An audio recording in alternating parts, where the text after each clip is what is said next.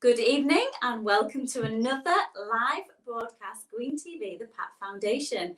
We have another special guest. It's been a right roller coaster of everybody we've had on the show, but it's been really good fun and we're really excited to have Paul Coulson on the show. So just before I introduce who he is, and he'll tell me a little bit more about what he does in his companies, and he's actually, I've got to say this, but yeah, actually just down the road from me in sunny Hull. So obviously I'm in Beverley, so it's about 7 miles, isn't it? So it's a car ride away, but in Beverley it's a little bit overcast at the moment. What's it like over there? I can see through the window. It's not overly sunny, is it? You wouldn't need any factor 50 on at the moment, I don't think. It's a bit, it's a typical Hull weather, I think. No topping up with the tan then? Absolutely not. No, not tonight. Well, so today earlier on I was dressed in combats and Green Task Force attire with wading through the evergreens just down the road, a place called, I think it was just outside of Ticton. So it was a little sanctuary, little Esk Valley type place, and we was ripping out Himalayan balsam. So it's called balsam bashing. Gosh, there's a mouthful. That's the one. I'm glad I've said that bit before I've had the wine. So yeah, it was really good fun. Obviously, it's beneficial to the environment. So they're a little bit of a pest. Paul, obviously, you work in that environment. So you tell us the link, obviously, how we first got in contact. Well, it's odd how these things come around, isn't it? So I am the Director of Operations for the Institute of Fisheries Management, and we are a professional membership body for anybody involved in fisheries management, and it's any type of fisheries, from people working with salmon in the headwaters right through to people working in marine environment. But also, I am the chairman of the East Yorkshire Rivers Trust. So I have another local hat. So where we live, So where we live, I'm the chairman of the local Rivers Trust, which has an interest on the River Hull, which is where you was today on the river, on Esk Reservoir, which is Esk Reservoir, which is just on the banks of the River Hull, just above Ticton. So yeah, how did we all come into contact? Well, I know a chap called Mark Stockton, and Mark works in our industry. He's an expert on aeration and fish fishery management and things like that. And his brother Gary is I think you already know Gary is involved with a group. I was just actually going to say hi, Gary Stockton. He's actually made a comment and put hi. Yes, Gary. I saw that. Yeah, evening, Gary. Obviously, that's the veteran link there for us. It's great work, Gary. Thanks for tuning in tonight. Yeah, so Gary is like his brother, is a mad keen angler, and Mark put me in touch with Gary. I had a conversation with Gary. Gary put me in touch with Andy at the Pat Foundation. And Andy lives literally around the corner from me, so it was all a big circle, and it ended up coming back to just around the corner from where I live. And so we've sort of built on that, and so we've from that we've built our links through with the Institute, through the Armed Forces. We've signed the Armed Forces Covenant, and we've recently got the courses that we deliver accredited through LCAS as well, so we can get both serving and recently retired Armed Forces personnel signed up to our courses.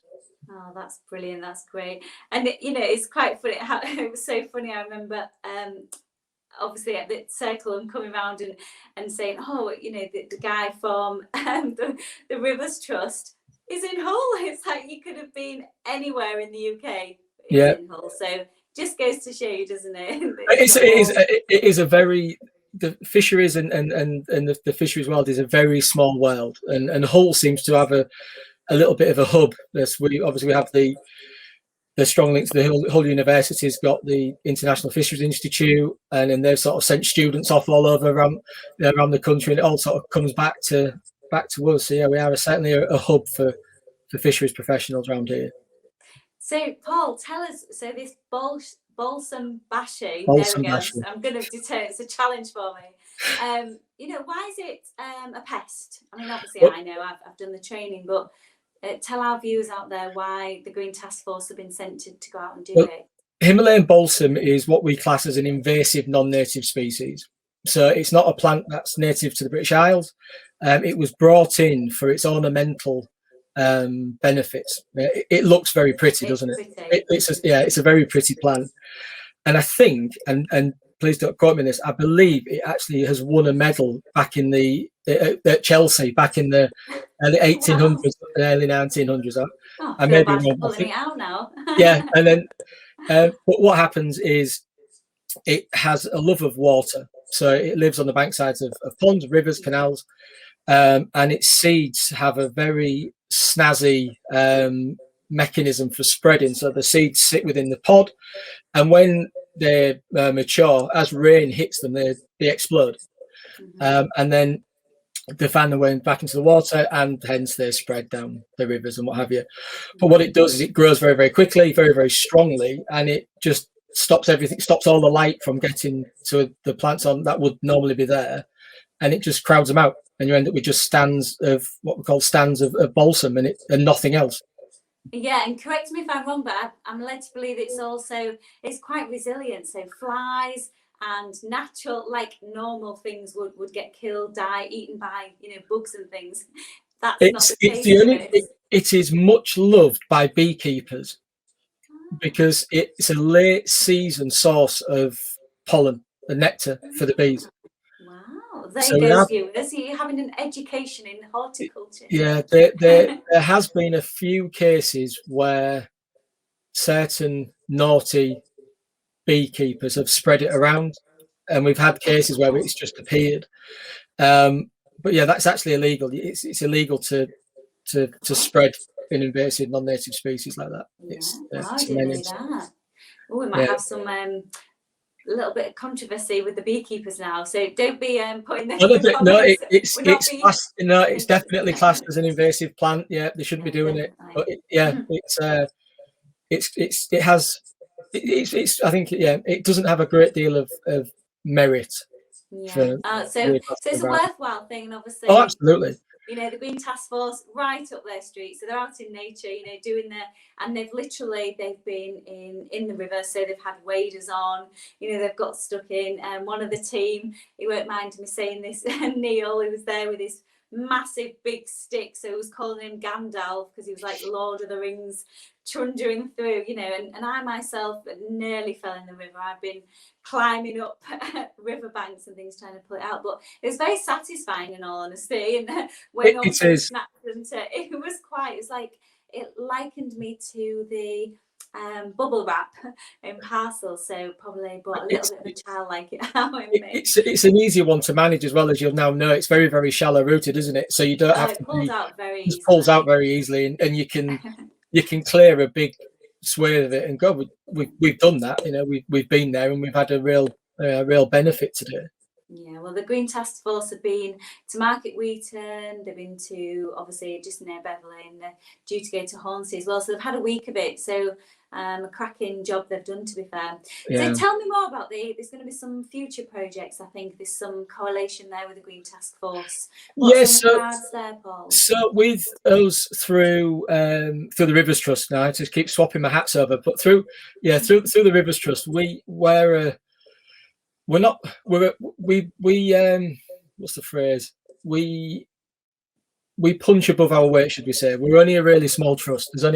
We're all volunteers. So I say I'm the chairman. We've got Alan, our secretary, and a few trustees. But we take on really challenging projects without full-time staff. So what we want to do is partner up with the task force and with Andy and his guys, and to actually be able to take on other projects. So we've got some wet woodland projects we want to do. We've got some bankside maintenance work we'd like to do. We've got balsam that needs bashing. We've got it's those projects where we would normally limit ourselves because of the lack of manpower. Being able to call on the task force to be able to many hands, it would be a real benefit for us. So it's one of those where we have to put in the bids, look for the project money, apply for it, and then it's fingers crossed. Then it's get the job done, isn't it? Absolutely. What better way than get exceptions on the case. So. Absolutely, and it ticks a lot of boxes. Obviously we want to work with the veterans. Obviously they're volunteering. We can give something back to them. We can give them some really good sort of meaningful training as well. They can work in different environments. Like you said today, how many times do you get allowed to covered in rubber and splash about in ponds and for a day? So it's certainly something different. Yeah. Oh, it was great fun. Had it not been for the flies and just buzzing around all over, but I think that was due to the weather today. It's a bit bordering thunder, stormy weather really. Mosquitoes and midges will find you if you're splashing around up there. Yeah, totally. I think we did have the case of that with one of the guys. So so going back to Institute of Fisheries, so how can we get involved? So people watching this, so how can they find details about your company and what you do? Tell us a bit more about that, where it was formed and how long you've been going. So we've been going for 52 years. So we were formed in 1969, and so we had our 50. You don't look old enough, Paul. I know. It's a good moisturising regime. So I've worked for the Institute for the past 9 years, and there's only two of us who are full time. There's myself and my colleague Ian Turner, who works down in the southwest. But we are a membership body for fishery professionals. But one of our key sort of services, if you like, is through training. So I think we're fair to say we're probably the largest specialist trainer for fisheries and sort of fishery management in the country. We run our own courses, our distance learning courses, which we've worked with Elcast to get those accredited. And we also do a whole suite of short courses, so we can teach people to use electricity to catch fish. We can teach people to ID sea fish, marine fish, freshwater fish. We do a whole suite of things.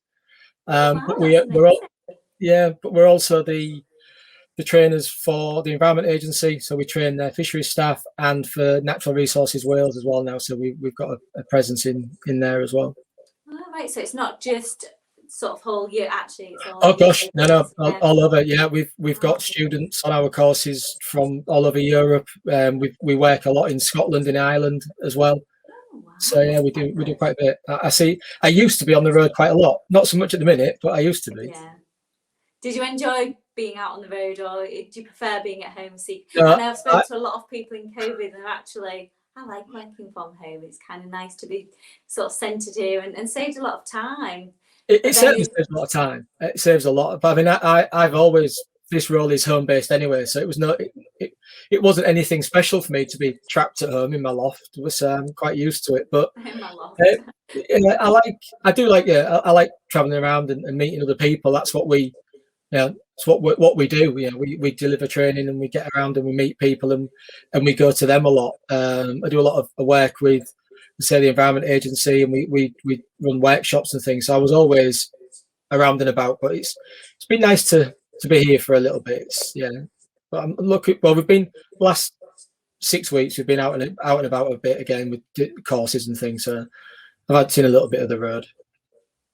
Yeah, definitely. I don't miss the trains. I do not miss the trains. That is an absolute certainty. The trains, I know. And services have got a little bit since obviously COVID and things. And I'm not going to sort of poo-poo the train system live on air, but there's a few, if I can be impartial, could do with a few improvements. I think that's probably a nice way of putting it. Absolutely.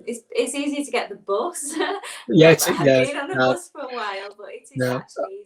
Not been on the train for 18 months, and I certainly don't miss it at all. Oh, really that bad? Yeah.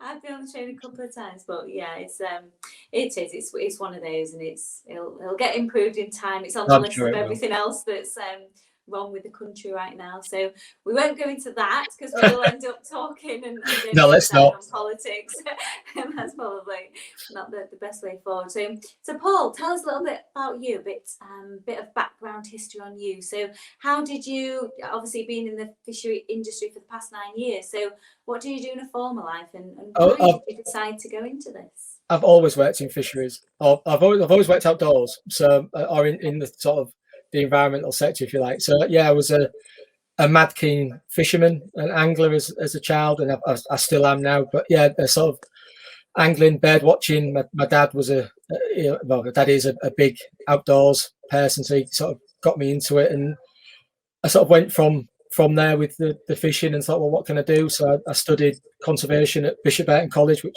we know is just up the road from us. A lovely college as well, lovely ground. Yes, yeah, nice.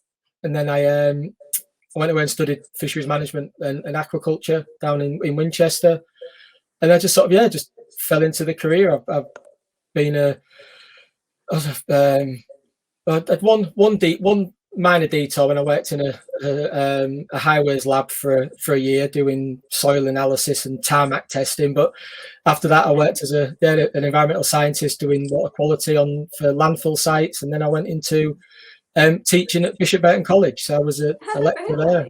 Yeah. So. Oh wow! What did you teach at Bishop Burton? Obviously in the same field. Fisheries management. Yeah. So I set up the fisheries management courses there, and then from there I came to the institute. So obviously it's a passion of yours, and it's a well-loved job. So I mean, how nice to enjoy your job. I think. I love it. Yeah, I always have done. Yeah, it's think great. COVID has made us all take stock on what's important, and work-wise in particular. So that's great. So what does Paul like to do on a weekend? So obviously you like fishing. I mean, do you actually? Oh yes, no, I'm doing that as well. Yeah, I knew you was going to say that. I have 2 children now, so my fishing time is greatly reduced to what it used to be. I used to be 3-4 times a week before. Can you not take them with you? Are they small?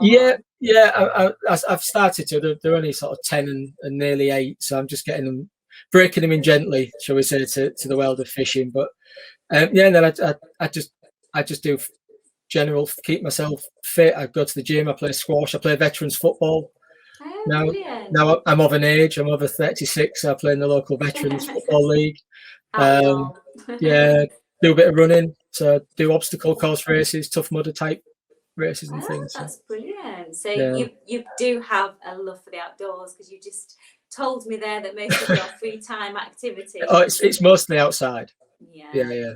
And then how beneficial, is that? So I'm a massive believer of that. In fact, my son's coming up for 12 and he loves fishing. He's got his own fishing rod, and he hasn't done it so much lately because I think his Xbox has taken a little bit more of a precedent. But yes, he loves the peacefulness, and and he gets excited.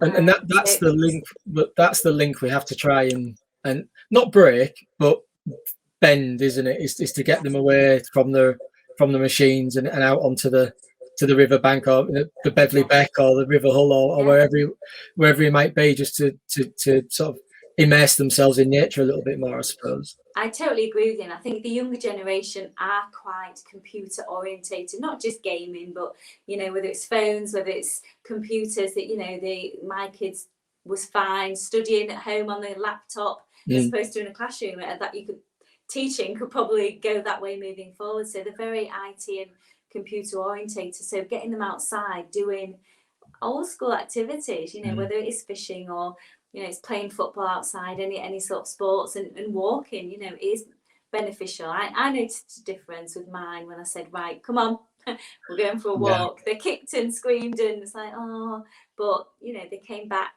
quite full of the joys of spring. So my wife has horses, so they haven't got a choice. If they're not, they aren't allowed to sit at home. They've got to go out and go to the horse, or come with me, or go for a walk, or do something. And I'll not tell my daughter that. She'd find that. No. Yeah, brilliant. So I'd also like to talk about your brother, Paul, because Mark does a lot for obviously mental health. So I'll let you tell our viewers a little bit more about that. If somebody, obviously we've had Andy's Man Club on the show, we've had various people talk about mental health and various organisations, but obviously Mark does quite a lot of work, and you tell people a bit more about that. He does, yeah. So my brother is Mark Coulson, who's I think he's quite well known in the Hull area. He was quite well known before he started doing his mental health things. He was being a DJ on the Hull scene for since he was 20, I suppose. He's 14 2 weeks, so he's been on the scene a while. But Mark has had issues with mental health, and then sort of as from that point has really done a lot to sort of try and break down that stigma of men's mental health. So he has his podcast, which is Negative to Positive. So have a look at that. It's on Spotify and a few other sites. He's done no end of charity events. He did all the Jane Tomlinson 10Ks the year before last. He did the Andy's Man Club, their charity walk a few years ago. He's running with me in a couple of weeks at the Total Warrior obstacle, Tough Mudder type obstacle race. He's done lots. He's a real sort of champion. He was lucky enough to be on TV on BBC with Prince William and Gareth Southgate and Peter Crouch on the football program a couple of years ago. So he does a lot. It's nice to give back. It's nice. It's a good feel good factor, and especially if you've got a good, a message and you can help people. It's nice to. And I say it does it all. As a lot of with a lot of people, they do it all off their own back. He doesn't get anything for it. It's all nice. Him. Yeah, his own time and his money that he puts into it as well. So he's done good things. Oh, that's really nice to hear. And obviously you're good friends with Gary Stockton. Now I've come at, we do some work GA recruitment side.